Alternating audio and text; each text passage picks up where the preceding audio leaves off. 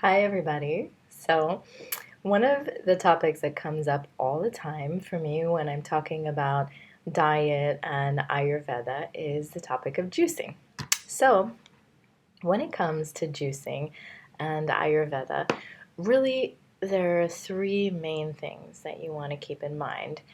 And these three main things are going to help you juice in a way that is Ayurvedically balancing and best suited for you at any given time.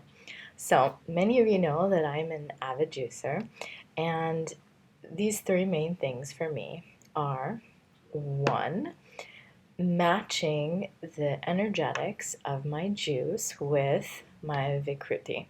So, if I'm waking up in the morning and I'm seeing signs and symptoms of pitta imbalance, then I'm going to want to create a juice that is pitta balancing, or in other words, has the qualities that are opposite to pitta.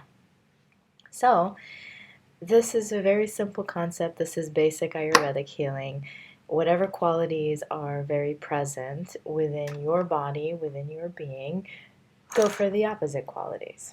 So, when I'm thinking about juicing and I'm looking to balance vata, then I'm going to veer more towards juices that have sweet taste elements and also some spice or pungency or sharpness.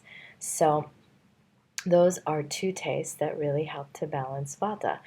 Additionally, I'd want to go for at least room temperature on the juice because that's also balancing for cold vata.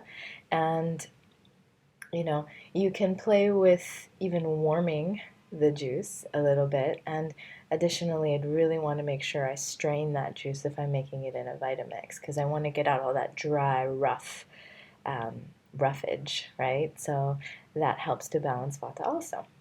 With pitta balancing, I'm really going to want to favor bitter taste and also sweet again. So sweet can be like cilantro, it can be fruit, it can even be a very sweet carrot or a tomato, right? So sweet taste balances pitta, as does bitter, because bitter is cooling. So then we come to kapha and balancing kapha. I'm going to want to use bitter again. Now, bitter is cooling and kapha is cool, but bitter also has the action of scraping accumulations and toxins and helping them come out of the body. So bitter is a good taste for kapha. So when you think bitter, think arugula and squash and dandelion and um, even some cucumbers are very bitter, right? So that's for kapha. Additionally, the heating or the sharp or pungent tastes are also good for kapha, just like they were for vata. So that might be red chard, which really has a strong bite to it, or mustard greens, collard greens, and what else is heating? Some turmeric, ginger, garlic, right? So that's step one. The first parameter we want to look at is match the energetics of what you're putting in your juice with what your Vikruti is, what your state of balance is, and what your body is calling out for, right?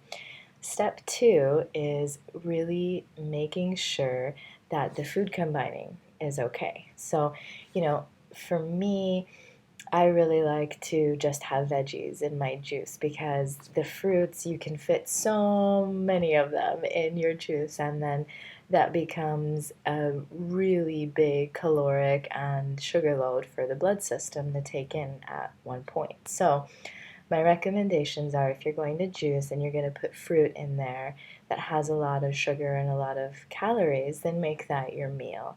Not, I'm having this huge hyperglycemic juice, and then in addition, I'm eating more calories because that's a real strain for the insulin receptors and that whole system of the body. So that's one. If you are going to combine fruits and vegetables, it's really not that bad because of the fact that it's all being juiced, and so we're really just extracting the prana, the rasa of the fruit or the vegetable, and combining it isn't such a big problem. So now when we come to adding coconut milk and almond butter and all sorts of other fun things that people throw in their Vitamix, here's where you really want to start being careful, because something like rice milk that is very easy to digest and almost like water isn't going to pose as much of an issue as something like almond butter, which is very thick and hard to digest. If you're mixing it with something like kale, that would be a little troublesome for the digestive system.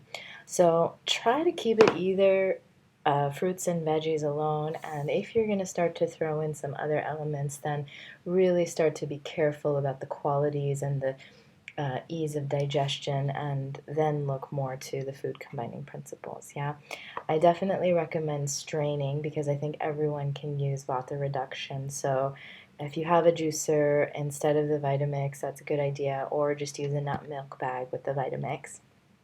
And then the third principle, and this is so important with juice, is it's got to have a digestive aid. So much prana is coming in with the juice, with the rasa that we're extracting, so much life force, and so that's a subdosha of vata. And so there's a lot of vata that we take in because it's essentially raw and living, right? So we have to have a digestive aid. So this is why most of the times with juice you will see things like ginger, garlic, black pepper, cayenne, turmeric. These are all digestive aids.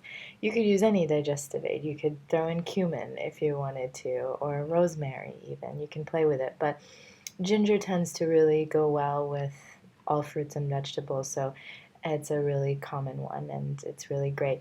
What's nice is that all digestive aids are also antibacterial, so that's additional help as well. So that is my little summary about juicing in Ayurveda and how to make that balancing for you. Have a good one.